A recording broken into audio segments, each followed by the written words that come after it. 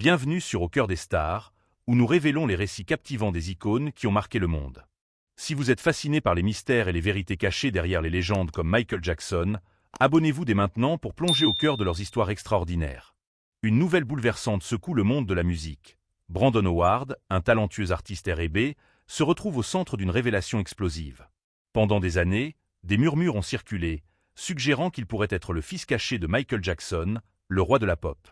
Les similitudes frappantes, son visage, sa voix, ses mouvements, ont alimenté les spéculations.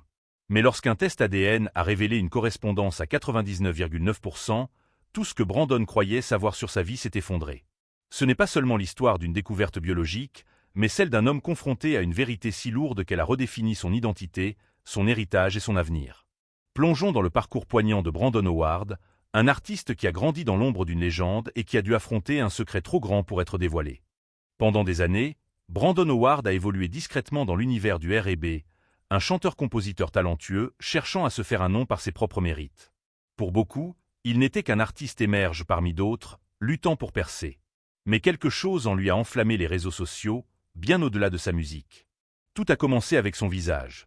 Des pommettes saillantes, une mâchoire ciselée, des yeux profonds qui semblaient porter l'écho d'un héritage difficile à cerner, mais immédiatement reconnaissable. Ce n'était pas seulement son apparence. Les murmures ont surgi presque instantanément. Serait-ce le fils de Michael Jackson? Les comparaisons étaient incessantes, surtout parmi les fans inconditionnels de MJ, qui analysaient chaque détail. Les mouvements de Brandon étaient troublants, fluides, précis, empreints des subtilités qui définissaient la présence scénique du roi de la pop. Pourtant, Brandon ne cherchait pas à imiter. Sa voix, avec son timbre aérien et émotionnel, rappelait celle de MJ, tout en restant unique. Ce n'était pas de la copie, mais une héritance. Lorsque ses performances ont explosé en ligne, les sections de commentaires sont devenues des confessionnaux virtuels. Les fans débattaient jusqu'au bout de la nuit, disséquant ses gestes. La façon dont il inclinait la tête en chantant, son sourire à la fois timide et assuré, des marques distinctives de MJ. Les tapis rouges et les apparitions publiques ne faisaient qu'attiser les flammes. Les observateurs de l'industrie notaient un mélange rare d'humilité et de charisme, presque inné. Malgré les spéculations, Brandon restait silencieux, ne confirmant ni n'infirmant les rumeurs. Cette tenue ne faisait qu'amplifier la curiosité, transformant cet artiste prometteur en une énigme fascinante, comme s'il incarnait un secret soigneusement gardé hors de portée du public.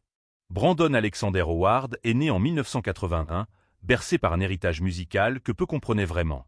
Sa mère, Mickey Howard, était une voix reconnue du R&B, célèbre pour ses vocalises envoûtantes et sa profondeur émotionnelle. Mais en coulisses, son chemin avait croisé celui de la famille Jackson. À une époque, Joe Jackson, le patriarche complexe qui avait façonné Michael et ses frères et sœurs, avait guidé les débuts de sa carrière. Cette connexion, bien que discrète, laissait entrevoir des liens plus profonds et complexes que de simples alliances professionnelles. Pour Brandon, cela signifiait grandir dans un monde où la musique était omniprésente, mais où les frontières entre famille et affaires étaient floues.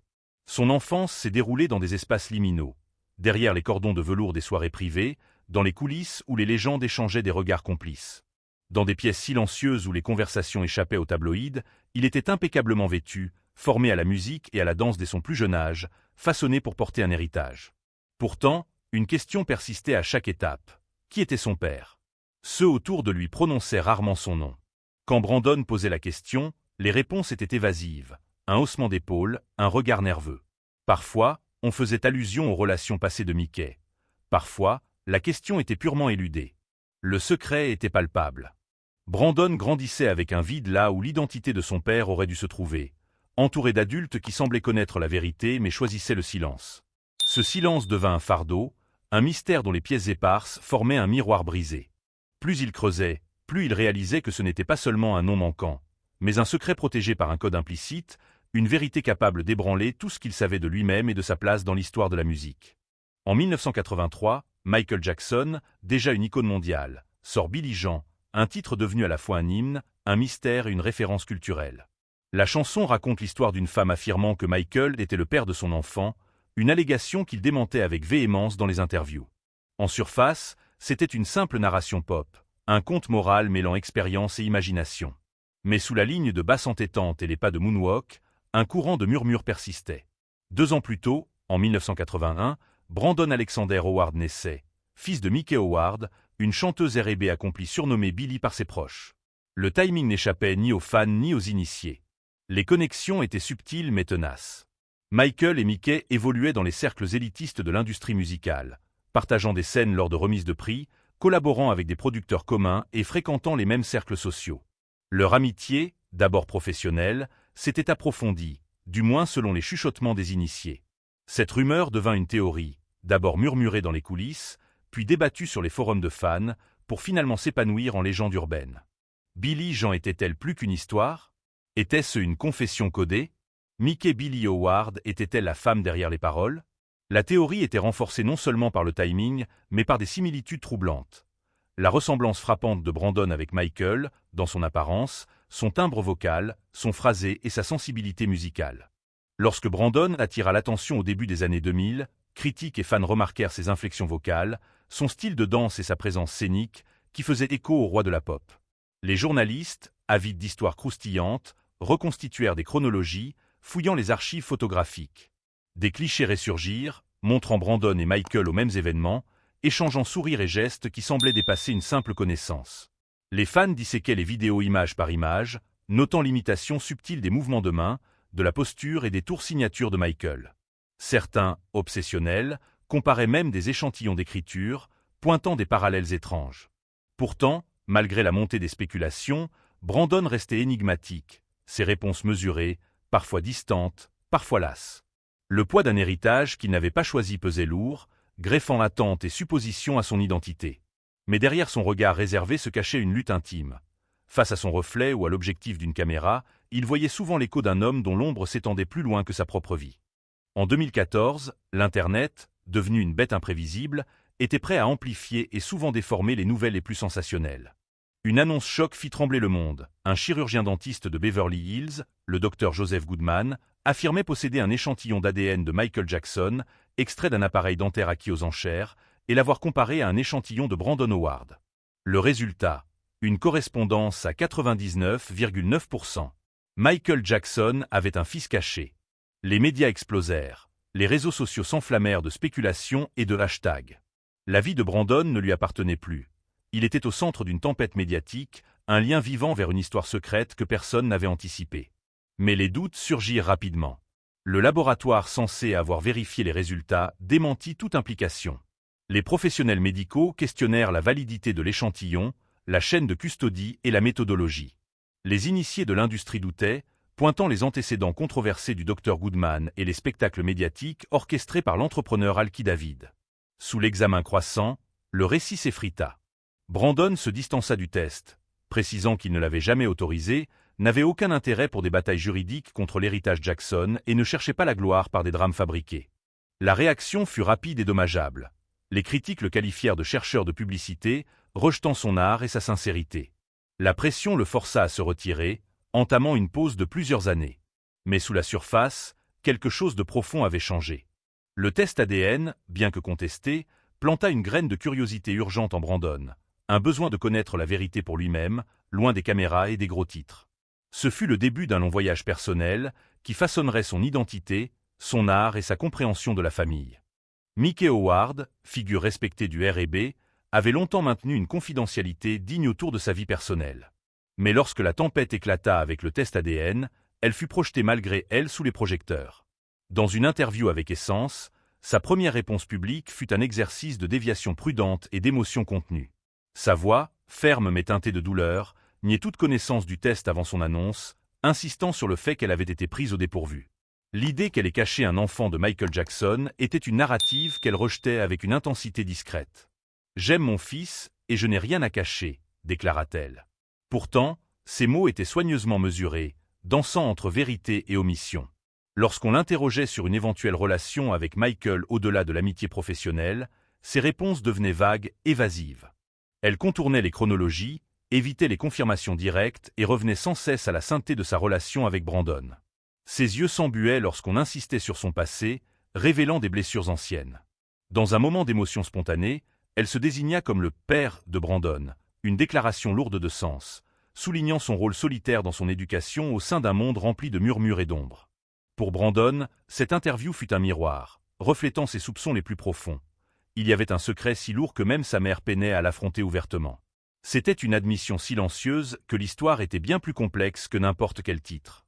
Après la mort de Michael Jackson en 2009, son héritage devint l'un des plus précieux de l'industrie du divertissement. Ce qui était autrefois un enchevêtrement de dettes et de batailles juridiques se transforma en un empire valant des centaines de millions, géré par des exécutifs avisés qui priorisaient la préservation et la croissance. Cet empire était fragile, non pas dans sa richesse, mais dans sa narrative publique soigneusement entretenue. Un scandale, surtout impliquant un héritier inconnu, pouvait ébranler ses fondations. L'idée que Brandon puisse être reconnu comme un héritier légitime représentait une menace, susceptible de déclencher des batailles judiciaires coûteuses, de rouvrir des blessures et de fracturer un héritage méticuleusement façonné. Beaucoup murmuraient que le silence du clan Jackson n'était pas un déni de vérité, mais une nécessité stratégique. Reconnaître Brandon publiquement impliquerait de réécrire l'histoire, de redistribuer un empire déjà âprement disputé. Les réactions des frères et sœurs Jackson variaient de l'indifférence à l'hostilité. Jermaine Jackson qualifia le test ADN de fraude, tandis que Latoya, photographiée avec Brandon, restait ambiguë, sans commentaire public. Pour l'héritage Jackson, Brandon était une ombre gênante, une question mieux laissée sans réponse. Pour les fans mondiaux, il devenait une curiosité, un chapitre potentiel dans l'histoire complexe de Michael. Et pour Brandon, coincé entre deux mondes, il restait une énigme, cherchant son identité, son appartenance et la vérité d'un héritage à la fois proche et hors de portée. En 2025, las des murmures et des spéculations, Brandon Howard fit un choix audacieux, affronter le mystère de front, selon ses propres termes. Cette quête était personnelle, loin des regards indiscrets. Il s'adressa non pas aux médias, mais à un ancien médecin de Michael Jackson, connu pour sa discrétion et sa connaissance approfondie des archives médicales de l'artiste. Le test fut orchestré avec une précision chirurgicale, utilisant un échantillon d'ADN authentifié, préservé et validé légalement, loin des prélèvements douteux du passé. Chaque étape fut supervisée par des experts juridiques et forensiques, garantissant une intégrité absolue. Accompagnant les résultats, un artefact inattendu surgit, une enveloppe scellée portant la marque personnelle de Michael Jackson. À l'intérieur, une carte de crédit ornée de sa signature et une note manuscrite, prétendument destinée à son enfant biologique, un geste d'aveu discret prévu pour après sa mort. Cette révélation fut dévastatrice.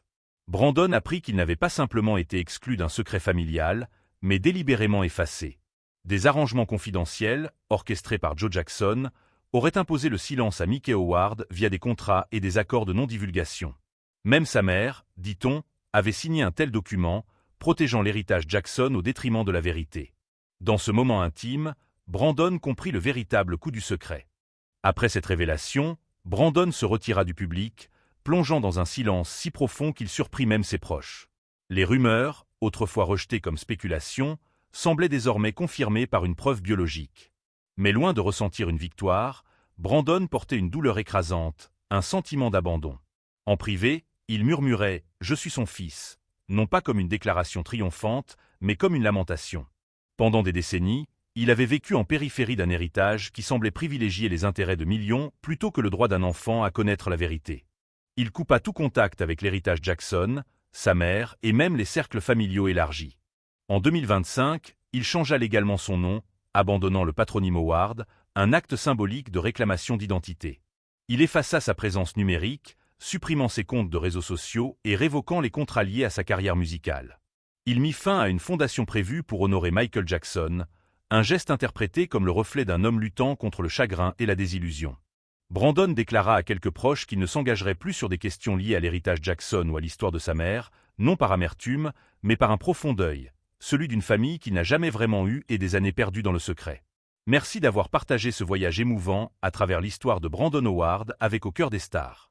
Si ce récit vous a captivé, abonnez-vous dès maintenant pour découvrir d'autres histoires fascinantes sur les légendes qui ont façonné notre monde. Partagez vos réflexions dans les commentaires, aimez cette vidéo et restez à l'écoute pour notre prochain épisode. Il y a tant d'autres secrets au cœur des stars à révéler.